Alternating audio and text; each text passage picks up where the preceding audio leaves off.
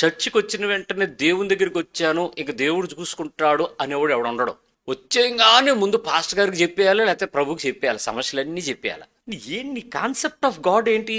ఆ గుడి మారిందే తప్ప నీ మనసు మారలేదే. అక్కడికి వెళ్తే ఏం చేసేవాళ్ళం?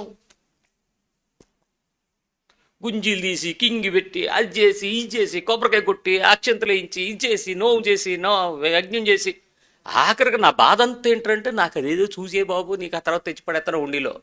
ఇప్పుడు ఇదే దేవుని దగ్గరికి వస్తున్నాను, నాకున్న సంబంధం కలుపుకుంటాను, ఆయన నన్ను చూస్తాడు, నా అవసరత తీరుస్తాడు, నాతో మాట్లాడతాడు, నన్ను గద్దిస్తాడు, నన్ను హెచ్చరిస్తాడు, నాకు నేర్పిస్తాడు, నా బ్రతుకుని దిద్దుతాడు. అసలు కాన్సెప్ట్ ఆఫ్ గాడే మర్చిపోయామే. తప్పు మీది కాదు, మాది.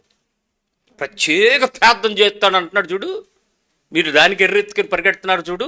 పైగా సాక్ష్యాలు ఒకటి ఏంటి మైక్ ఇచ్చి, ఈ అమ్మగారు ప్రార్థన చేయగా, అయ్యగారు ప్రార్థన చేయగా ఈ కార్యాలు జరుగుతున్నాయి, ఈ ఐచత్. ఇక నీకేమర్థం అవుతుంది? కేసు ప్రభు పక్కకు తీసి ఈయనేదో సమస్య తీరుస్తాడు అన్నట్టు